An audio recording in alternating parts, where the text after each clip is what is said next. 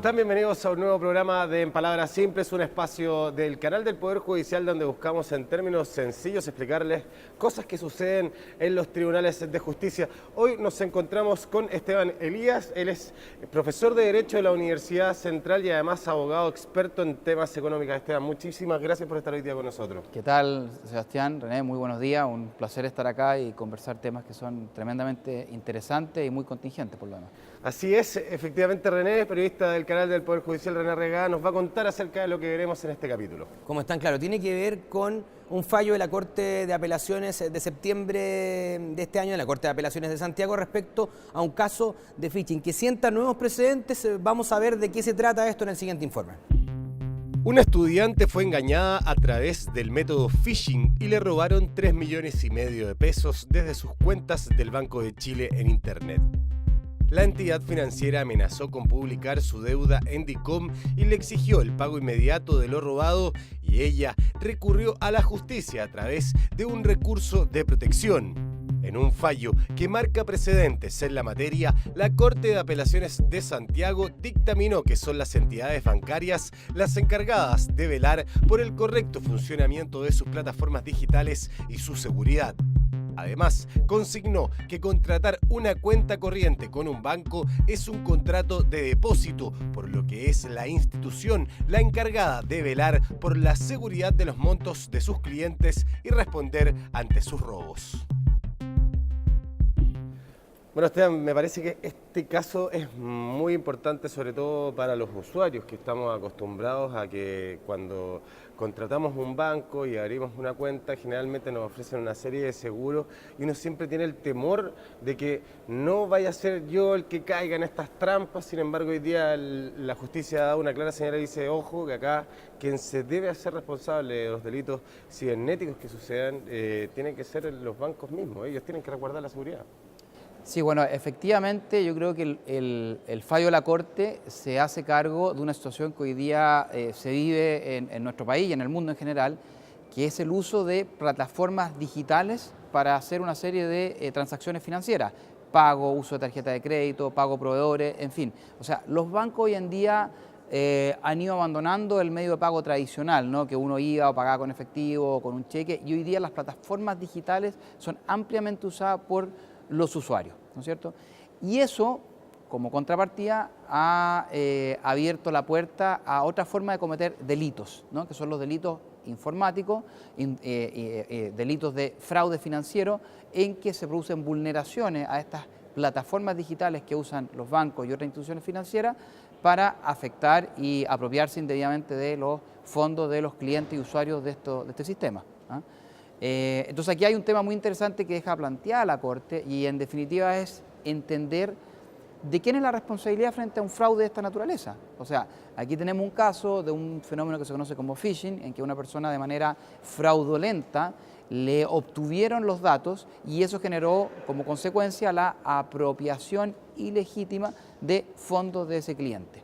Entonces la pregunta que hay que conversar y podemos plantear ahora es: ¿a quién se le debe esa responsabilidad? ¿Quién responde frente a esta apropiación ilegítima de fondos, ¿no? Claro, Esteban, en este caso en particular no actúan los mecanismos de seguridad del banco, porque esta persona, hay advertencias que nos hacen los bancos siempre, que es no abran correos desconocidos, no abran ningún tipo de link que llegue a tu correo. Hasta ahí, al parecer está bien, al menos en el aviso el banco, pero además de eso hay más responsabilidades, por ejemplo, que no actúan siempre estos mecanismos de seguridad, como ocurrió en el caso en particular.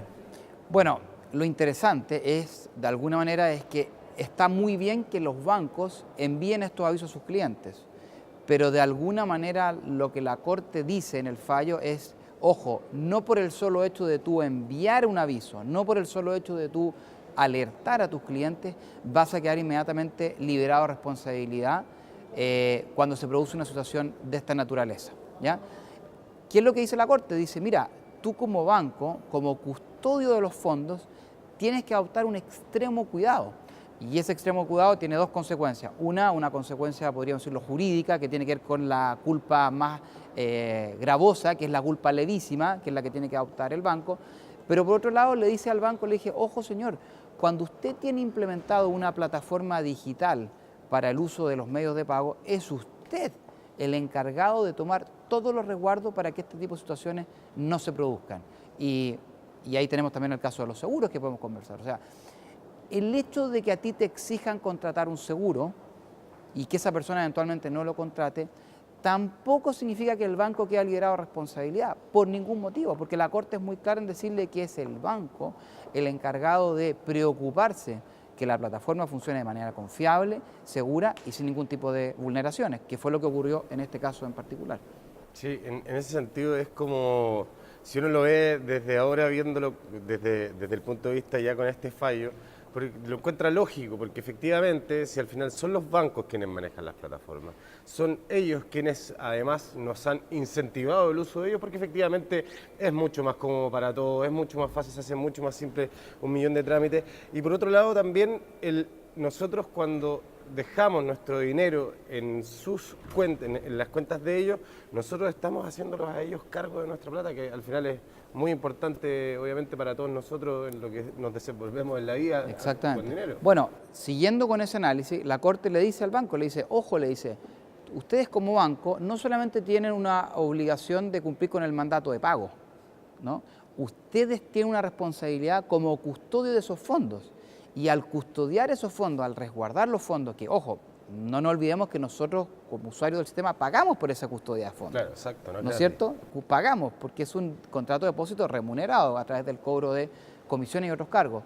Y la Corte le dice, tú, por esa responsabilidad, que no es solo el mandato de pago, tienes que custodiar, y esa custodia de fondos implica que debes adoptar todas las medidas que no vayan a producir vulneraciones al sistema, que fue lo que ocurrió en este caso. Esteban, ¿te puedo pedir que ahondes un poco más para que la gente se entere de lo que es un contrato de depósito, que es efectivamente la relación contractual que está en este caso? Claro, el contrato de depósito, básicamente, para explicarlo en términos muy simples, consiste en este contrato en que una persona que es dueña de una cantidad de fondos, de dinero... Puede ser un auto, puede ser una claro, en términos genéricos, si uno pudiera hablar del contrato de depósito en general, una persona que es dueño de algún bien, que puede ser un automóvil, dineros, en este caso, una bicicleta, se lo entrega a un tercero para que ese tercero se lo mantenga en depósito, en custodia. En el caso del banco, además, tenemos que el banco hace uso de esos fondos a través de la intermediación financiera, como se conoce, y además, que es lo que ocurre en muchos contratos de depósito, tú pagas por mantener la custodia. Podríamos decir lo que hoy día es muy común en nuestro país, las bodegas que han proliferado, ¿no es cierto? Claro. Muchas veces las personas necesitan cosas que tienen en la casa, entregárselo a un tercero y ese tercero recibe en depósito, ¿ya? Y muchas veces es un depósito remunerado, que significa que el depositario de esos fondos, ¿no es cierto? La persona que está dejando las cosas tiene que pagar una remuneración, ¿no es cierto? Tiene que pagar un fee mensual, una cuota mensual por la custodia de esos fondos. Entonces, si hiciéramos la lógica, sería bastante absurdo que la persona a la cual yo le estoy pagando un cobro mensual, una comisión mensual, me exigiera a mí que yo además tengo que asumir el costo de un seguro, ¿no? Es poco lógico, ¿no? Claro. Porque en el fondo yo diría, pero no entiendo, a ver, si yo estoy pagando un depósito, yo entiendo que el servicio completo, tú deberías hacerte cargo de un seguro, por ejemplo, supongamos que alguien entra a robar en esa bodega o que se incendia, que es un poco lo que ocurre en este caso, cuando se produce un fraude financiero, un fraude informático que tiene consecuencias financieras, implica la sustracción de fondos de una bodega digital, por decirlo así, ¿no es cierto? Claro. Entonces, esta bodega digital, ¿quién debería asumir el seguro, por decirlo así, el costo de asegurar eso? Es el banco, ¿no es cierto? ¿A quién se le encomendó el contrato de depósito? Claro, y en esa misma línea, yo creo que a todos nos ha pasado en algún momento y a la mayoría de las personas, y va a seguir pasando, y ahí vamos a ver qué decisiones judiciales vamos a ver en el futuro también respecto a lo que ocurrió ahora con este fallo que sienta precedentes, porque a todos nos ofrecen, cuando uno contrata cualquier producto bancario, un seguro. Y además muchas veces te ofrecen otro seguro porque este no te cubre tanto dinero, entonces a lo mejor con este otro seguro, y uno los asume. Generalmente el primero casi de manera, bueno, es voluntaria la pregunta, si uno lo asume o no. En el caso que uno no quiera asumir, para clarificar, si yo no quiero firmar ningún tipo de seguro, eso no exime en ningún caso al banco de ningún tipo de responsabilidad tampoco. Hay dos cosas muy importantes respecto a eso. La nueva legislación que tenemos hoy día en materia de protección al consumidor, en materia de activos y servicios financieros, que fue a través de la incorporación del conocido CERNAC financiero, exige a todas las instituciones que operan con activos y servicios financieros la obligación de que ellos no pueden condicionar la contratación de ciertos productos a la contratación de otros. Por ejemplo, a ti no te podrían decir que para tu caso tienes que sí o sí contratar un seguro en particular para mantener abierta tu cuenta corriente. Eso no, los bancos hoy en día no lo pueden exigir como cosa preliminar. En segundo término, siguiendo con lo que comentábamos, el hecho de que voluntariamente tú decidas no contratar ese seguro de fraude, por ningún motivo exime de responsabilidad al banco frente a una situación de fraude. Fuera de cámara nosotros comentábamos el caso típico cuando uno va a los estacionamientos pagados y muchas veces uno ve estos avisos en los estacionamientos pagados que dicen que el establecimiento no se hace responsable por robos o hurtos que puedan ocurrir dentro de este establecimiento. Desde el punto de vista legal, ese aviso no tiene ningún efecto. No tiene efecto porque hay un contrato, ¿no es cierto?, que tú pagaste por el uso de un espacio físico y a quien tú le pagaste tiene que hacerse cargo por los resguardos. Aquí es lo mismo. El no pago, nuevamente, la no contratación de un seguro, en ningún caso libera de responsabilidad al banco frente a un fraude de esta naturaleza. De hecho, en el fallo que estamos comentando, del 21 de septiembre de la Corte de Apelaciones de Santiago, la persona tenía contratado un seguro. Lo que pasa es que el seguro no le cubría el 100% del monto defraudado. Pero lo interesante es que la Corte ni siquiera se pronuncia sobre el seguro. O sea, para la Corte ni siquiera fue tema el seguro, porque la Corte le dice al banco, nuevamente le dice, ustedes tienen que hacerse responsables de la operación de toda su plataforma, independiente de la existencia de un seguro o no. ¿Se puede decir entonces, ya para ir cerrando el programa, Esteban, de que si una persona no tiene seguro y cae en alguno de estos delitos informáticos, el banco finalmente, hoy día lo que está diciendo la justicia es que el banco tiene que responder? Así es, o sea, si uno tomara, y yo creo que la Corte falla de manera correcta, yo creo que el análisis es correcto, decir que en la medida que se haya determinado que efectivamente se produjo una situación de fraude y que se vulneró la plataforma digital del banco, quien debe responder inicialmente en cuanto a retornarle los fondos al cliente es el banco. Ahora, ojo, y la Corte también lo dice, eso no quiere decir que el banco no pueda iniciar las acciones legales que correspondan contra los terceros que participaron en esta acción fraudulenta. Incluso más, el banco podría llegar legítimamente podría accionar contra el mismo cliente usuario del banco. Pero no podría el banco, porque el banco de alguna manera, si te dice a ti, no, esto fue responsabilidad, es de alguna manera presumir la mala fe. Pero el banco tendría que accionar contra este usuario y determinar que fue él quien participó de este actuar fraudulento. ¿Me entiendes o no? Entonces, lo primero que tenemos que entender es que el banco tiene que responder con el retorno de los fondos, que fue lo que ocurrió en este fallo, y pueda iniciar las acciones legales que correspondan contra los terceros involucrados o contra el mismo usuario y hacerse resarcir de los daños que sufrió producto de este fraude.